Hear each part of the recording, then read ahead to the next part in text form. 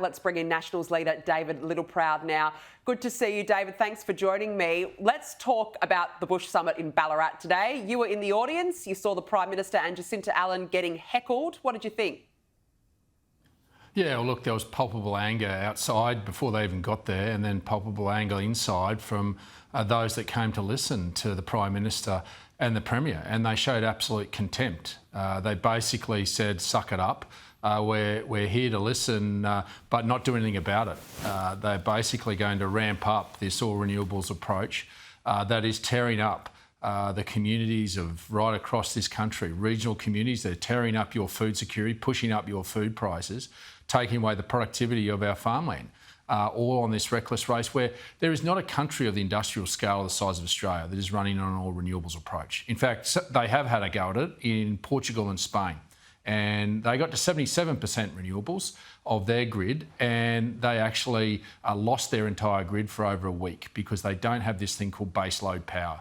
And this ideology is destroying our economy, and you're seeing it. The economics is catching up with you. Every time you open your electricity bill, every quarter, you should see Anthony Albanese and Chris Bowen's face on it, because this ideology is costing you a lot more with this thing called the Capacity Investment Scheme.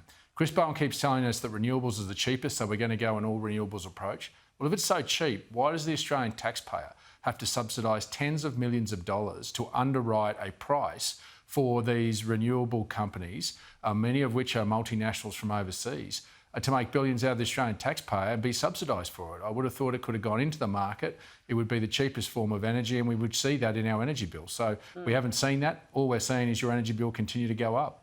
Yeah, we're just on this magic carpet ride fantasy into the never right now under this net zero scheme. I thought it was interesting today that the Prime Minister even had the nerve to talk about climate change science in front of regional farmers. I just think he was completely tone deaf. But the reality is, David, it's the regions that are really suffering from net zero. It's not the inner city elites. You know, they're not building these wind farms in the middle of Sydney's CBD. They're building them out in the regions and razoring up the land. Yeah, and this is the thing, is they have had a go in Sydney at North Head. And Zali Steggall was the first one to rail against it and to actually say that it wasn't in the right place for her community. But she's happy to put her head on a pillow knowing she's done over regional Australians. I just say to your city viewers, please just appreciate the burden you're asking us to bear in regional Australia. It is tearing communities apart. There are fusion lines that have just been lit where people don't talk to one anymore. I've seen families. I sat in Molong in New South Wales where an 85-year-old man was worried that his two sons won't talk again before he dies, because these renewable projects have just torn his family apart, and all on this reckless race. And the Prime Minister lecturing us about the environment. We are the greatest stewards of our environment, our farmers, because our farmers' profit and loss is intrinsically tied to the health of their land. That's how they make money.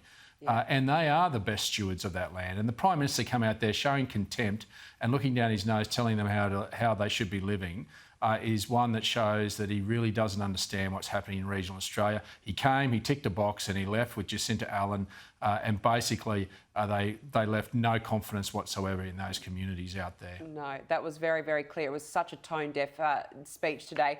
David Littleproud, we've got to leave it there. Nice to see you as always. Thank you so much for joining me on the show.